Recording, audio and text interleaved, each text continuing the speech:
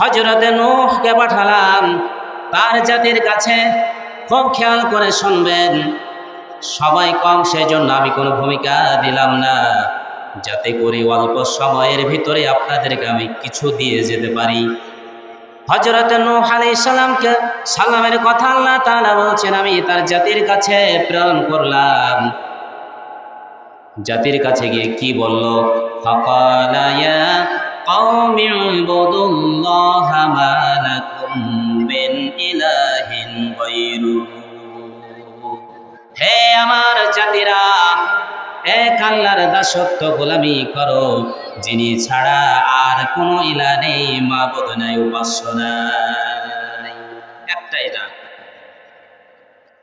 এবার নূহ আলাইহিস সালাম গেলেন। এবার হযরতে হুদ আলাইহিস সালামের কথা আল্লাহ বলছেন, ওয়া ইলা আদিন আখাহুম হুদা ক্বালা ইয়া কওমি ইবুদুল্লাহা মা লাকুম মিন ইলাহিন গায়রুহু। একই কথা, কি চমৎকার কথা, একটাই কথা। দেখেন কি বলতেছেন, যে ওয়াইল আদিন, আদ জাতির কাছে, আখাহুম তাদেরই ভাই হুদ আলাইহিস সালামকে আমি নবুয়ত দিয়ে প্রেরণ করলাম। সে গিয়ে বলল, ইয়া কওম, হে আমার জাতি, উবুদুল্লাহ, এমন এক আল্লাহর দাসত্ব গোলামি করো, যিনি ছাড়া পৃথিবীতে আর কোন ইলাহ নেই, মাবুদ নাই, উপাস্য নাই।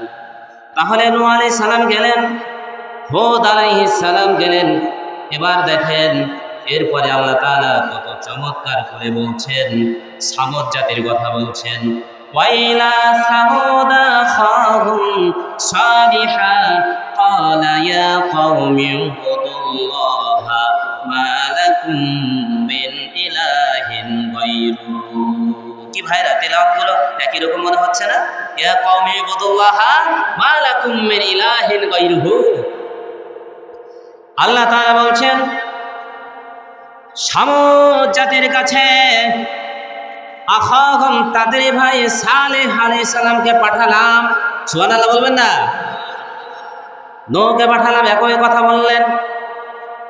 হুদ আলাইহিস সালামকে পাঠালাম, একই কথা বললেন। এরপরে আমি সালেহ আলাইহিস সালামকে পাঠালাম, তিনি কি বললেন? তিনিও বললেন, ইয়া কওমি উবুদুল্লাহা মা লাকুম মিন ইলাহিন গায়রুহু। হযরতে সালেহ আলাইহিস সালাম সামুদ জাতির কাছে গিয়ে বললেন, হে আমার সম্প্রদায়েরা, আমার জাতিরা শোনো, ইয়া কওমি উবুদুল্লাহা মা লাকুম মিন ইলাহিন গায়রুহু, এক আল্লাহর দাসত্ব গোলামি করো, যিনি ছাড়া কোনো মাবুদ নাই, ইলাহ নাই। কয়জন গেল? তিনজন। এরপরে আমার ভাইরা দেখেন, মাদিয়ানবাসীর কাছে শুআয়ব আলাইহিস সালামকে পাঠালেন।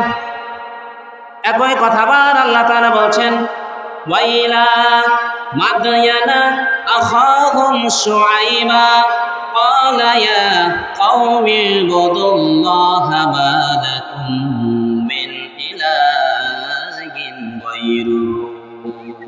সুবহানাল্লাহ বলবেন না? একবার যদি সুবহানাল্লাহ বলেন, জান্নাতে একটা গাছ আল্লাহ বরাদ্দ দিয়ে দেন। আমি অল্প সময় ছোট্ট করে বলে দিলাম, এজন্য সস্তা চিন্তা করেন না, তাহাকে করে বলছি। কোন বান্দা যদি একবার সুবহানাল্লাহ বলেন, আল্লাহ জান্নাতে একটা গাছ বরাদ্দ দেন। সুবহানাল্লাহ বলেন। চিন্তা করতে পারেন, পথে পথে সওয়াব ঘুরে বেড়াই, তুলে শুধু আমলের খাতায় তুলে দিতে হবে, ধরে আমলের খাতায় তুলে দিতে হবে, এটাই পারি না। এরপরে আল্লাহ বলছেন, মাদিয়ানবাসীর কাছে আমি তাদের ভাই শুআয়বকে পাঠালাম। সে গিয়ে কি বললেন? তিনি তার জাতির কাছে গিয়ে কি বললেন? ইয়া কওমি ইবুদুল্লাহা মা লাকুম মিন ইলাহিন গায়রুহু। হে আমার সম্প্রদায়েরা, আমার জাতিরা, তোমরা শোনো, উবুদুল্লাহ, আল্লাহর দাসত্ব গোলামি করো জীবনের সকল ক্ষেত্রে, যিনি ছাড়া কোনো ইলাহ নেই, মাবুদ নাই, উপাস্য নাই। চমৎকার কথা হলো, যতগুলি নবীর কথা আমরা এখানে শুনলাম, যতগুলি নবীর কথা আমরা এখানে শুনলাম, সকল নবীগণ জাতিকে আহ্বান করেছেন, ইয়া কওম, হে জাতি, হে আমার সম্প্রদায়। এর কারণ জানেন? প্রত্যেকটা নবী পৃথিবীতে আসার পরে আল্লাহ তাআলার দিকে যখন আহ্বান করেছেন, তখন তিনি ডাক দিয়েছেন, ইয়া কওম, হে আমার সম্প্রদায়।